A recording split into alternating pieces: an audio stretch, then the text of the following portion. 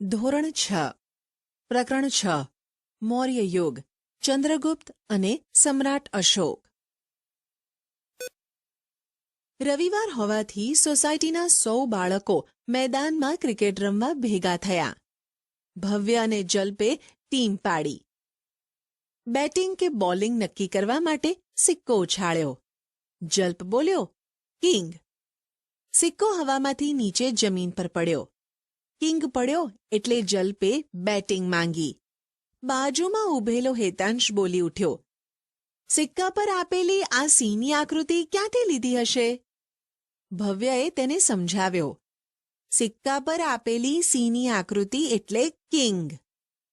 સારનાથના વિશાળ સ્તંભ પર આ સિંહની આકૃતિ સ્થાપિત કરવામાં આવેલી છે.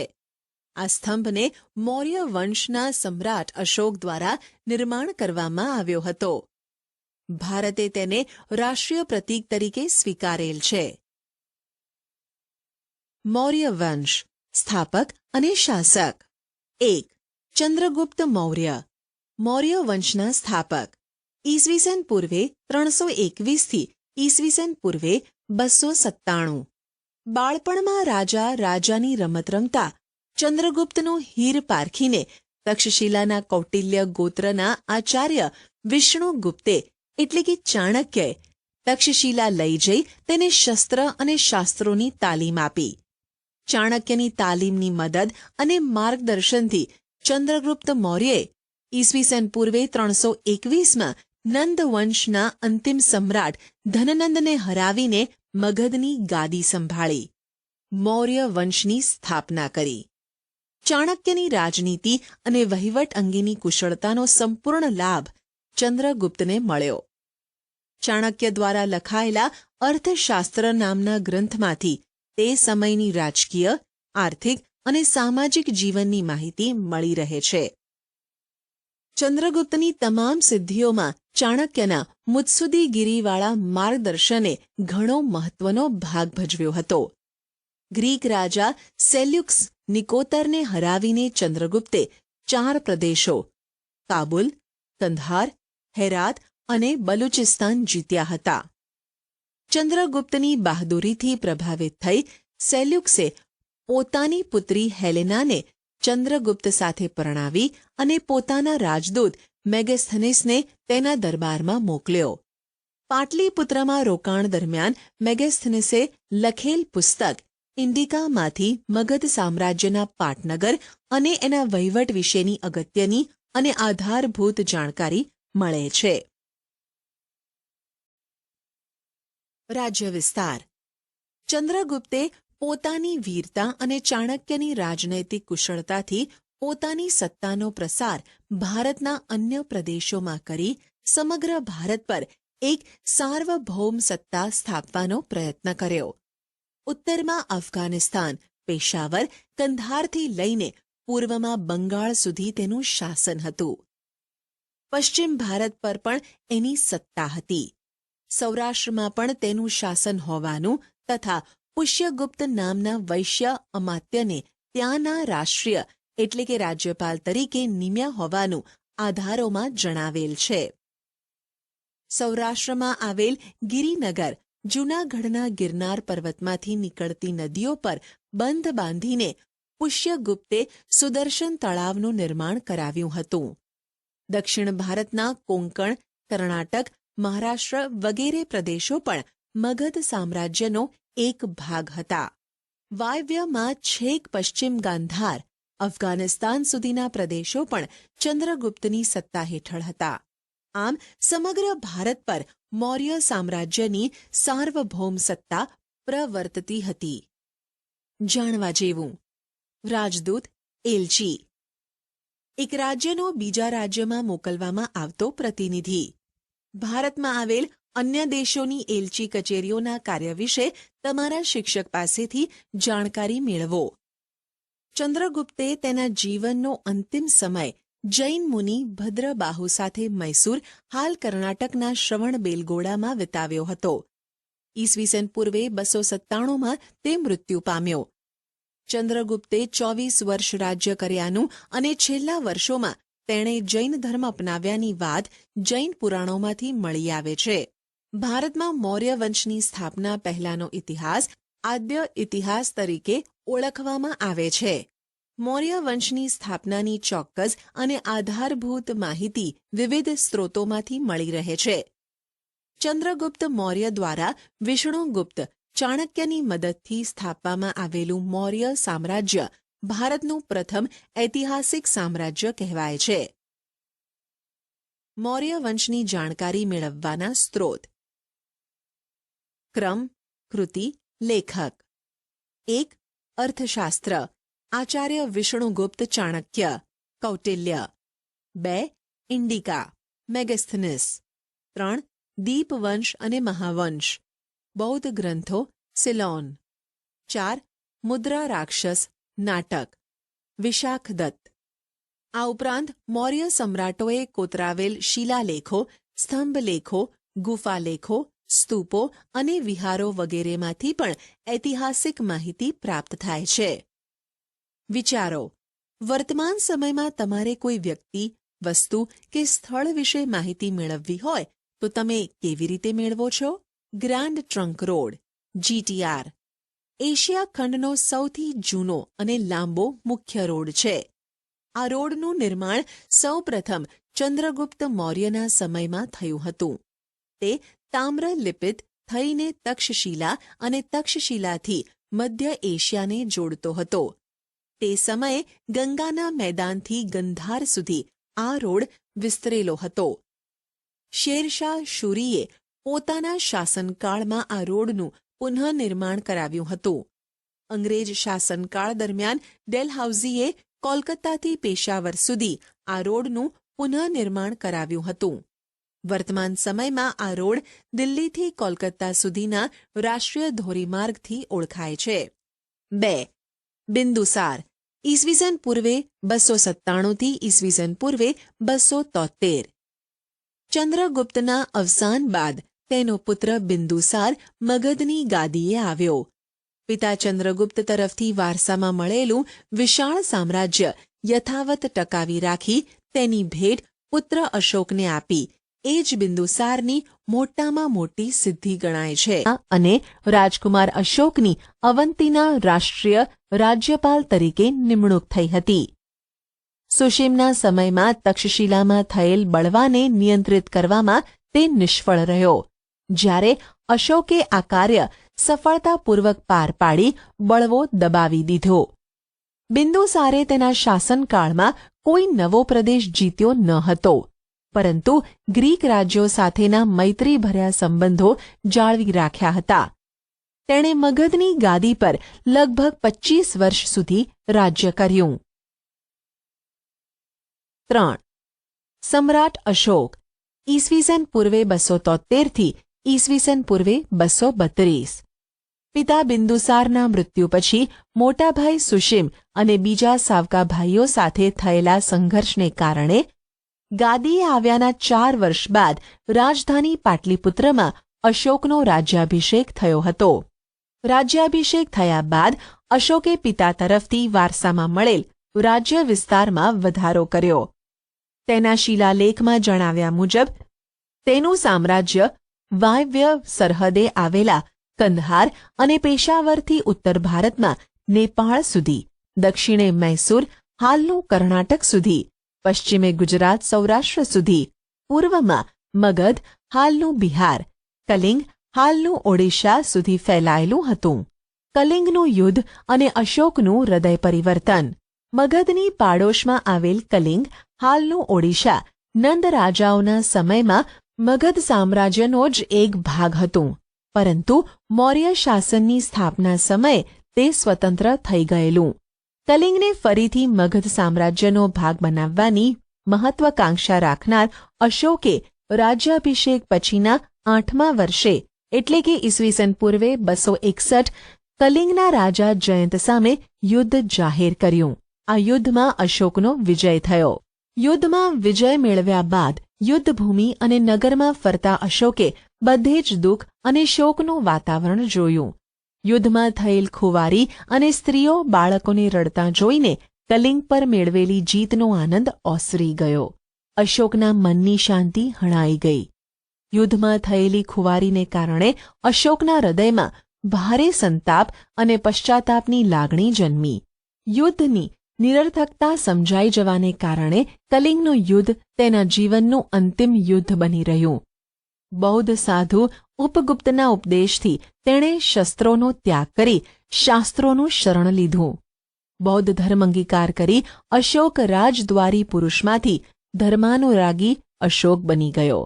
અશોક પહેલો એવો શાસક હતો જેણે શિલાલેખો દ્વારા પોતાનો સંદેશ પ્રજા સુધી પહોંચાડવાનો પ્રયત્ન કર્યો. અશોકના મોટા ભાગના અભિલેખોની ભાષા પ્રાકૃત અને લિપિ બ્રાહ્મી છે. બ્રાહ્મી લિપિ આધુનિક ભારતની મોટા ભાગની લિપિઓ બ્રાહ્મી લિપિમાંથી વિકસી છે. અહીં તમે અ અક્ષર જુદી જુદી લિપિઓમાં જોઈ શકો છો. કલિંગના યુદ્ધનું વર્ણન કરતો અશોકનો શિલાલેખ. કલિંગના યુદ્ધનું વર્ણન કરતા અશોકે પોતાના કલિંગના શિલાલેખમાં લખાવ્યું છે કે રાજા બન્યાના 8 વર્ષ પછી મેં કલિંગ પર વિજય મેળવ્યો. લગભગ 1.5 લાખ લોકો કેદ કરાયા. 1 લાખથી વધુ લોકો માર્યા ગયા. એનાથી મને અપાર દુઃખ થયું છે. જે લોકો પોતાના સગા સંબંધીઓ અને મિત્રોને ખૂબ ચાહે છે તથા પોતાના દાસો અને મૃતકો પ્રત્યે દયાવાન હોય છે તે પણ યુદ્ધમાં માર્યા જાય છે અથવા પોતાના સ્નેહીજનોને ખોઈ બેસે છે. તેનાથી મને પશ્ચાતાપ થઈ રહ્યો છે. હવે મેં ધમ્મ પાલન કરવાનો અને અન્ય લોકોને તેનો ઉપદેશ આપવાનો નિશ્ચય કર્યો છે.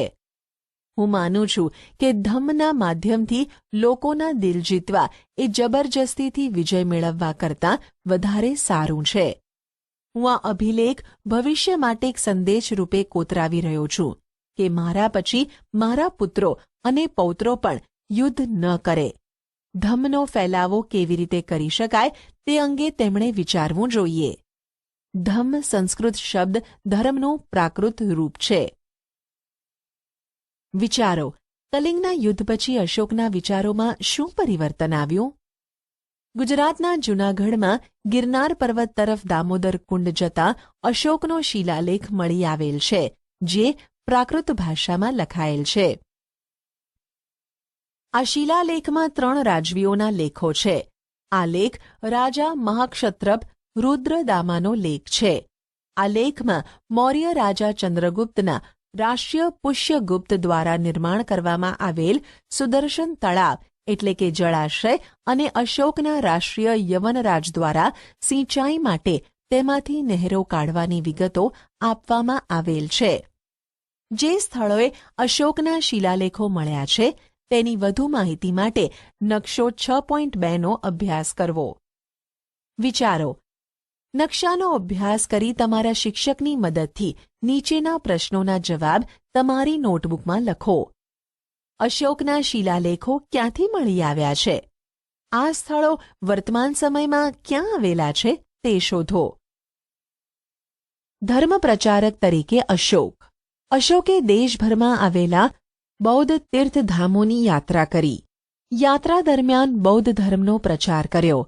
અશોકે ગૌતમ બુદ્ધના ઉપદેશોમાંથી પ્રેરણા મેળવી પોતાની પ્રજાને ધમ્મનો માર્ગ બતાવવા પોતાના સામ્રાજ્યમાં ઠેર ઠેર શિલાલેખો અને સ્તંભાલેખો કોતરાવ્યા. તે સમયની સમસ્યાઓનો ઉકેલ લાવવા અશોકે રાજ્યમાં ધર્મ ખાતાની રચના કરી. આ ખાતાના ઉપરી તરીકે નિમાયેલ ધમ્મ મહામાત્ર નામના અધિકારીએ પ્રજામાં બૌદ્ધ ધર્મનો પ્રચાર કરી તેમનું નૈતિક ધોરણ ઊંચું લાવવાનું કાર્ય કરવાનું હતું. અશોકે રાજ્યમાં શિકાર કરવા પર પ્રતિબંધ ફરમાવી પશુઓની હિંસા બંધ કરાવી. તેણે ગૌતમ બુદ્ધના પ્રેમ, દયા, કરુણા, અહિંસા, સદાચાર, અનુકંપા જેવા સિદ્ધાંતોના પ્રચાર પર ભાર મૂક્યો. ઉપદેશની સાથે સાથે કેટલીક લોકોપયોગી વાતો પણ શિલાલેખોમાં કોતરાવી. અશોકનો પ્રજાજોગ સંદેશ. 1. માતા પિતાની આજ્ઞાનું પાલન કરવું. 2. વડીલોનો આદર કરવો. 3. પશુઓનો વધ ન કરવો. 4. બને તેટલો ઓછો ખર્ચ કરવો. 5. ગુરુની સેવા કરવી. 6. સ્ત્રીઓ અને નોકરો પ્રત્યે માયાળું વર્તન રાખવું. 7. બ્રાહ્મણો અને શ્રમણોને દાન આપવું. 8. અન્ય ધર્મના મુખ્ય સિદ્ધાંતો સમજવાનો પ્રયત્ન કરી તેનો આદર કરવો. પ્રવૃત્તિ. અશોકના પ્રજાજોગ સંદેશમાં આપવામાં આવેલ વિગતોમાંથી કઈ વિગતો વર્તમાન સમયમાં પ્રાસંગિક છે? સરકાર વિવિધ યોજનાઓ, નિયમો, સુધારા વગેરેની માહિતી લોકોને કયા કયા માધ્યમો દ્વારા આપે છે? અશોકે ઈસવીસન પૂર્વે 251માં પાટલીપુત્રમાં મોગલીપુત્ત તિસ્સાના અધ્યક્ષપદે ત્રીજી બૌદ્ધ પરિષદ બોલાવી. આ પરિષદનો મુખ્ય હેતુ બૌદ્ધ ધર્મમાં ઊભા થયેલા મતાંતરો દૂર કરી ધાર્મિક એકતા સ્થાપવાનો હતો. અશોકે ભારતના કાશ્મીર, ગાંધાર, ચોલ, પાંડ્ય અને કેરળ રાજ્યોમાં બૌદ્ધ ધર્મનો પ્રચાર કર્યો હતો. સમ્રાટ અશોકે Brahmadesh, Myanmar, Ceylon, Sri Lanka, Syria, Egypt, Macedonia વગેરે દેશોમાં ધર્મપ્રચાર માટે ધર્મપ્રચારક મંડળો મોકલ્યા. અશોકે પુત્ર મહેન્દ્ર અને પુત્રી સંઘમિત્રાને બૌદ્ધ ધર્મના પ્રચાર માટે સિલોન મોકલ્યા હતા. આમ અશોકે પોતાના શાસન દરમિયાન બૌદ્ધ ધર્મને રાજ્યાશ્રય આપ્યો. અશોકે ધર્મપ્રચાર ઉપરાંત પ્રજા કલ્યાણના કાર્યો પણ કર્યા હતા. અશોકે માનવ અને પશુઓની સારવારની વ્યવસ્થા કરી. કૂવા ખોદાવ્યા, વૃક્ષો રોપાવ્યા, રસ્તા બનાવ્યા અને વિશ્રામ ગૃહોનું નિર્માણ કરાવ્યું. સમ્રાટ અશોકે રાજગાદી મેળવવા ખટપટો કરી યુદ્ધો દ્વારા સામ્રાજ્યનો વિસ્તાર કરી મહાસામ્રાજ્યનું નિર્માણ કર્યું. મહત્વાકાંક્ષા પૂરી કરવા કલિંગ પર ચઢાઈ કરી. યુદ્ધમાં થયેલ ખુવારી જોઈ તેનું હૃદય પરિવર્તન થતાં તે બૌદ્ધ ધર્મનો પ્રચારક અને ઉપદેશક બની ગયો. ધર્મ પ્રચારાર્થે વિદેશોમાં થયેલા પ્રચારક મંડળોએ ત્યાં ભારતીય સંસ્કૃતિની સુવાસ ફેલાવી. અશોકના ગુણો અને તેના કાર્યોને લીધે તે ઇતિહાસમાં મહાન રાજવી તરીકે સ્થાન ધરાવે છે. ઈસવીસન પૂર્વે 232માં સમ્રાટ અશોકનું અવસાન થયું. તેણે 36 વર્ષ શાસન કર્યું. મૌર્ય યુગનું વહીવટી તંત્ર. ચંદ્રગુપ્ત મૌર્યએ વિશાળ સામ્રાજ્યનું નિર્માણ કર્યું. તેનો વિસ્તાર સમ્રાટ અશોકે કર્યો. વિશાળ મૌર્ય સામ્રાજ્યના વિભાગ પાડી તેનો સુવ્યવસ્થિત વહીવટ ચલાવવા માટેનું આયોજન ચંદ્રગુપ્તના મુખ્યમંત્રી અને પ્રખર રાજનીતિજ્ઞ વિષ્ણુગુપ્ત ચાણક્ય એટલે કે કૌટિલ્ય દ્વારા કરવામાં આવ્યું હતું. આ સમયમાં વહીવટી તંત્રના 3 વિભાગો એટલે કે અંગો હતા. કેન્દ્રીય, પ્રાંતીય, પ્રાદેશિક એટલે કે સ્થાનિક. કેન્દ્રીય વહીવટી તંત્ર. સમ્રાટ રાજા શાસન વ્યવસ્થામાં કેન્દ્ર સ્થાને હતો. તે સામ્રાજ્યનો વહીવટી, લશ્કરી અને ન્યાયતંત્રનો વડો હતો. તેનું પદ વંશ પરંપરાગત હતું. પાટલીપુત્ર અને તેની આજુબાજુનો પ્રદેશ સમ્રાટના સીધા અંકુશ હેઠળ હતો. તે મંત્રીઓ અને ઉચ્ચ અધિકારીઓની મદદથી વહીવટ ચલાવતો.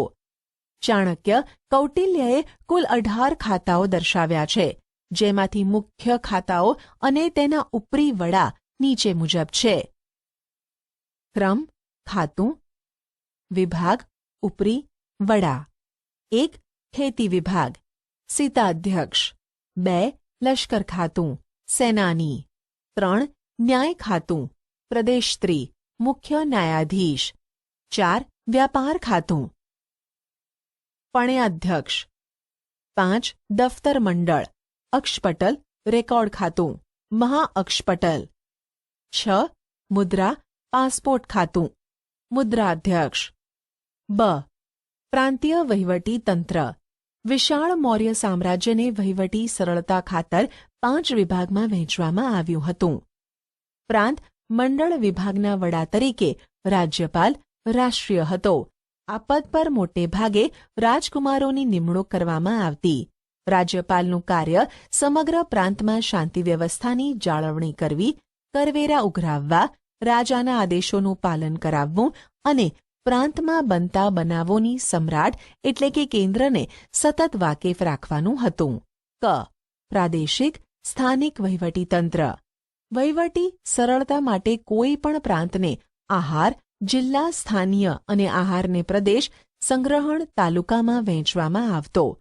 આહારનો અધિકારી રાજુક, આહારપતિ કે સ્થાનિક અને પ્રદેશનો અધિકારી પ્રાદેશિક ગોપ કહેવાતો.